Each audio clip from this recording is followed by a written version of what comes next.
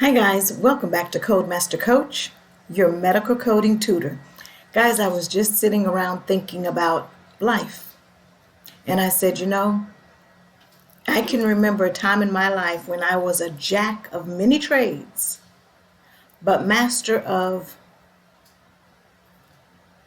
all of my many trades. How many of them were I master at? And that's what I love about medical coding. The profession of medical coding is so big. Medical coding captures physician services, and physicians don't just work in hospitals anymore. I mean, we see them in the emergency room, urgent cares, same day surgery, nursing homes, remote type. I've seen them in remote 18-wheeler trailer, breast mammograms, etc., that they were offering services for. Physicians that go into practice for themselves can practice just about anywhere, and they need medical coders to translate their dictation into codes for reimbursement purposes. There are even specialty coders. Think about it. There's a specialty dermatology, anesthesiology, cardiology, and we actually have medical coders that specialize in those types of coding.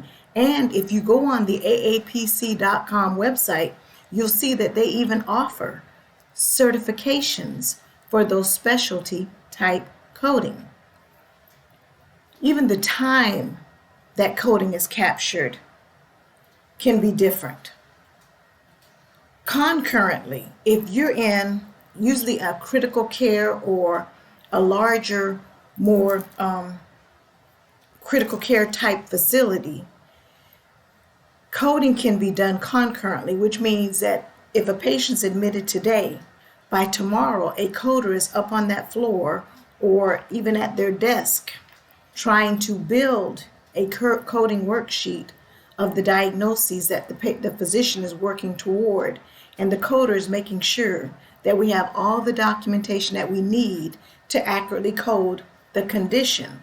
And so that can be done concurrently before the patient even leaves house, because again, the ultimate goal of concurrent coding is to make sure all documentation needed to capture the highest level of specificity is documented in the chart at the time that services are rendered so that it can be most accurately coded. Most of us see retrospective coding, which is coding that's done at discharge. Patient goes home, coder immediately gets access to the chart and starts to code it based on services that were rendered while patient was in-house.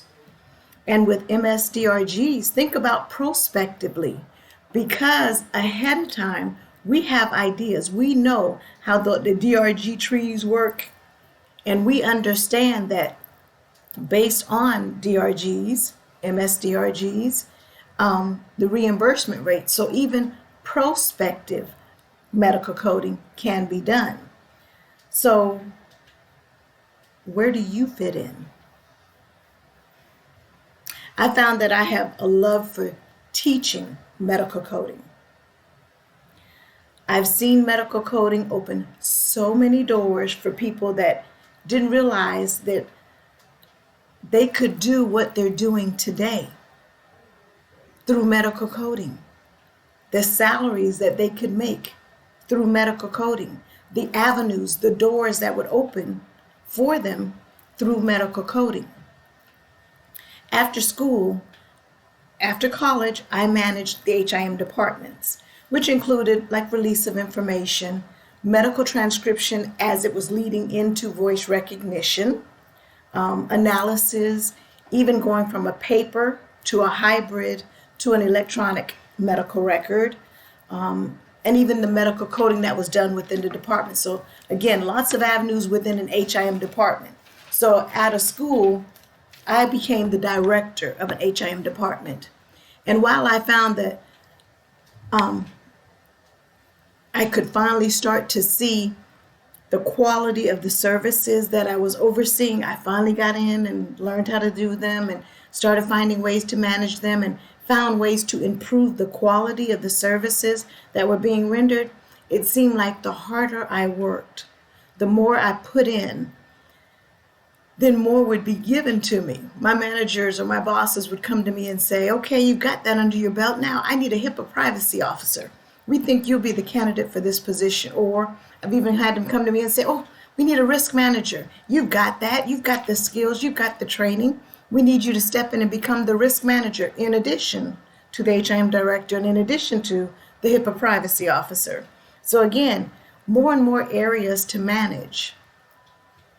But even with all of that going on, I started thinking about my personal life. In my personal life, I had meetings that I needed to attend. I had church activities that I wanted to participate in. I had my children's activities at school that I wanted to attend, council meetings because I wanted to be active in my community, and then even other teaching opportunities, which is where I found my love in the HIM profession.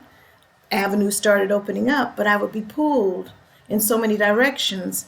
And so I just felt like, why can't I just focus on one area and one area only?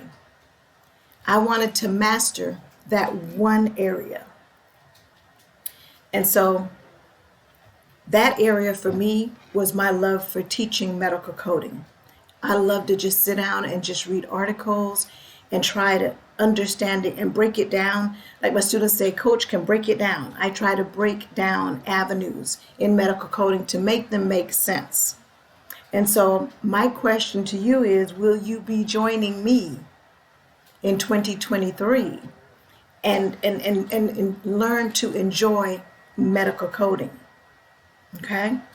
If this sounds like something you're interested in, email me at codemastercoach@gmail.com and let's become masters of what we set out to do. All right, guys, any questions, feel free to call me, join me, codemastercoach@gmail. Thanks, guys. See you in the next one.